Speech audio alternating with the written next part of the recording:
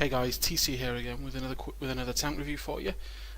Today we're going to look at the A45. It's a relatively rare Tier 7 British heavy tank. You may or may not see this tank again for sale.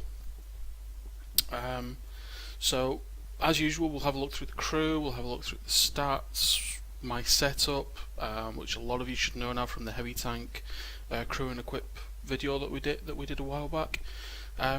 Also, guys, if you're watching, a thumbs up would be fantastic to let me know you're enjoying the content, and really help me going forward. We're almost at 100 videos for you and nearly 100 followers as well, which would be awesome to hit pretty quick. So the A45 FV201, as you can see from the profile, it actually looks like the Tier 8 Carnarvon, and in essence, it basically is a prototype Carnarvon. It's got very poor hull armour, 75mm at the front, 50 at the sides and 38 at the rear, but it does have a very tough turret, 152mm at the front, and as you can see, got some nice sloping and rounding going on here. The cupola is quite a large target on this tank, but because it's got very good gun depression, which if I remember correctly is they got 8 degrees gun depression, which is actually really good for a heavy tank. Hull down tactics, as you would use with an American tank, are actually quite viable with this. I have only got first class in this tank, so the caliber of player that's playing it there's some quite good players who've got this. So as you will see from the replay though, I do enjoy playing this.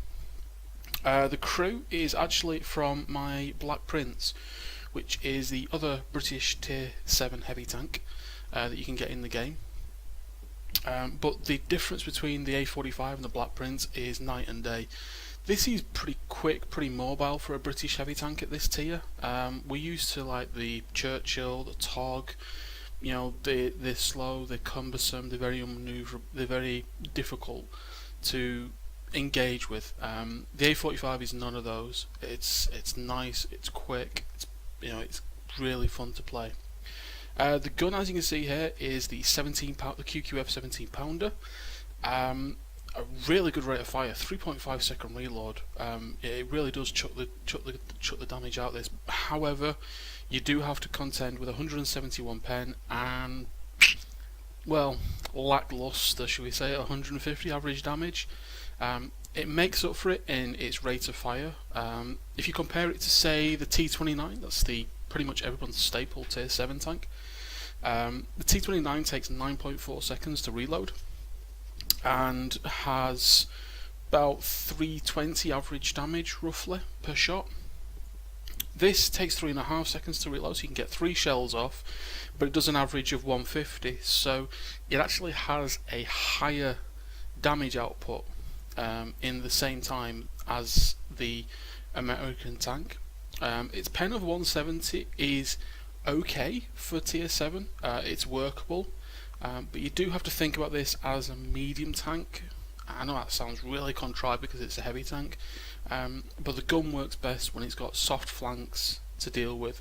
Penning from the front, as you can see, I do carry quite a healthy stock of APCR, because your APCR penetration suddenly goes all the way up to 239. Again, it's one of these other tanks where you get a huge buff for firing APCR. However, as we can see in the service page here, you do pay for it at 3,200. I need to change that before I get in trouble. That'll cost me gold, that. I'll explain what that is later on. So yeah, the crew from a Black Prince, as you can see, 6th Sense, full BIA, full repairs, situational awareness, recon on the way now. So view range is 412 meters, stationary or moving, which is actually really good from a heavy tank at this tier. Signal range is quite low. It does only have a little Tier 9 radio with 570 meters radio range, but 621 with the setup I have does mean that you're not going to run out of radio range too much. Standard heavy tank setup: V-stab, vents, and a rammer. And yeah, it's a lot of fun to play this. If the opportunity to purchase this comes up and you're after something to grind your British heavy tank crews, as you can see, we do have 5 crew members on this: Commander, gunner, driver, radio operator and loader. Now if you look at the higher tier British tanks, let's take my Conqueror for example, as you can see you only have a commander, a gunner, a driver and a loader. Same goes for the FV here. So bear in mind that you will need a spare person for this if you're grinding through that line. My personal preference was I kept the Black Prince. It's the Black Prince is quite fun when it's top tier. Another thing I should say about this tank is it doesn't get preferential matchmaking. It will see tier 9s. So you know, ammo loadout is quite justifiably quite high with the APCR.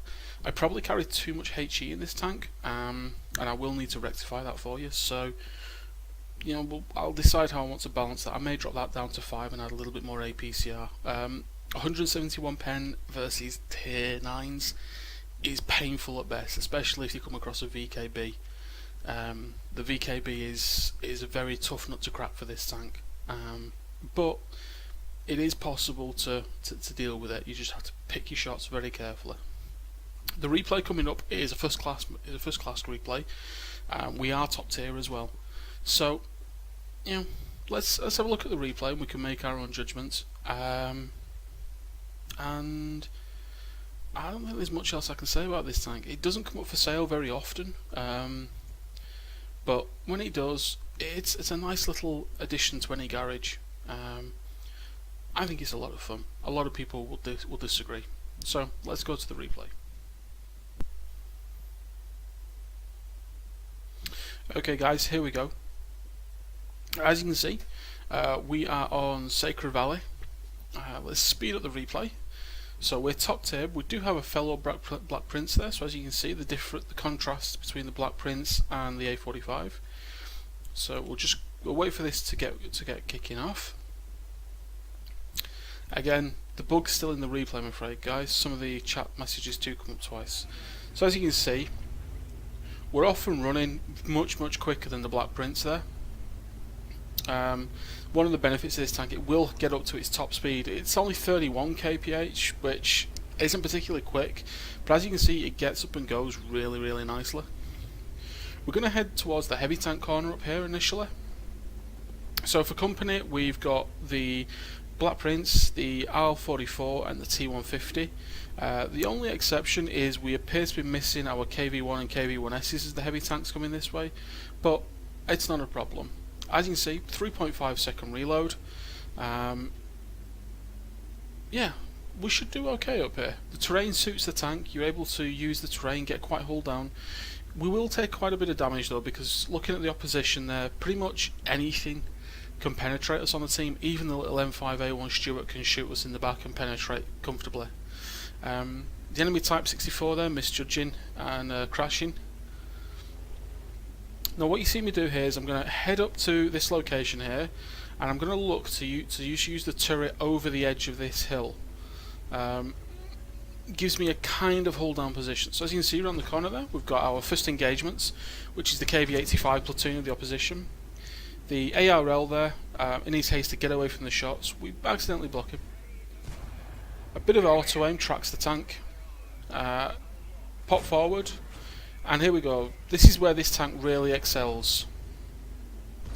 Just a bit of auto aim. So the good news for us is that KV85 is using the big gun, because he's now out of the game.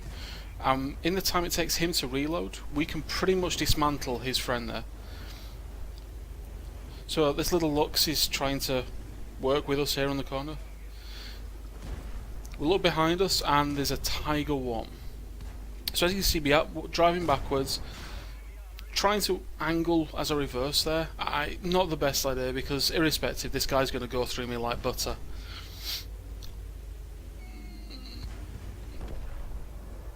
What I'm looking to do here with this Tiger is I'm going to try and track him, but his gun's pointing the other way, and now we just start to use our significant rate of fire. He shoots our turret there, so we get a nice bounce.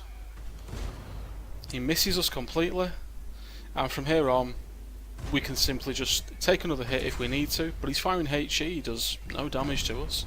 Take him out. We're already up to 1217 damage in a very short space of time. So As you can see, damage really adds up on this tank. KV-1S there with a big shot, so he's using the UE 122mm howitzer. He will do significant damage to us because we don't have a lot of armour, but we can still deal with him. So as you can see, we're pushing forward, you know, no trouble at all really on the grounds for some bit of auto aim. We missed the target there. There's an arty shell whizzes over our shoulder. We pop around the corner, again, auto aim, one more shot. We're juking back and forward now, trying to put him off his shot. And we take a big HE shell there from him for 109. But as you can see, the repair skill, coupled with vents, coupled with our big repair kit, means that the repair time takes virtually no time at all for us. Type 64 rushes in on the M12. We're up to 1522 damage now. Again, a bit more auto aim here. We're being quite lazy this game. Spotted again by something.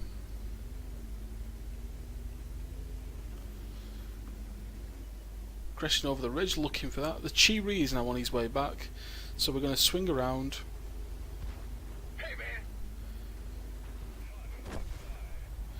Again, we're trying to get some shots on this chap. Apologies for the bug in the replay there. Now the grill tracks us, and at this point we're just starting to put some pressure onto the TcFreer there.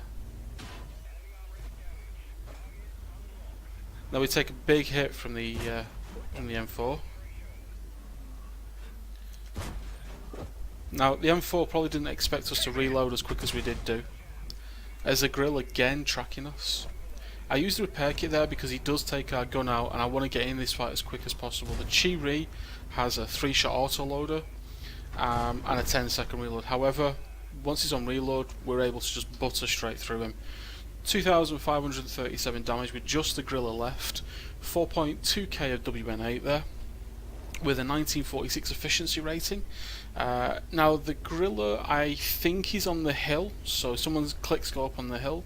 We've done 3 kills this game. We've had a really good game. As you see, we've not had to touch our APCR. As I said, at tier 7 this gun is more than capable. We've bounced a little bit of, we've bounced a few shots, but not many. We had some HE shots that did no damage at all, just module damage. So again, a strange choice from the Tiger 2 there, but a choice nonetheless that he's made. And there we go, the grill's been killed by somebody. I think we suicided, and that's the end of the replay. Let's have a look at the post-game stats. There we go guys, as you can see, this is the post-game results for the A45. It's a first class badge, it's not a mastery. I haven't yet got the mastery in this tank, although I do enjoy playing it. We've got Hand of God, we've got a Bruiser, a Duelist, a Fire Threat Effect, and we've got the High Caliber for that game. As you can see, we earned 71,263 credits initially. For the times 2 of the first day, first win of the day, we got 3,564 experience. Our base experience that game was 1,080.